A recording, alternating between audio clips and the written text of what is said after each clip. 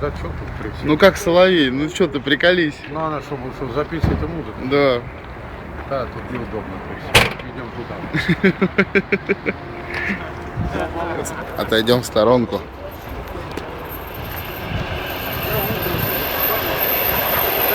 Сейчас электричка проедет. Сейчас это пройдет, он шумит.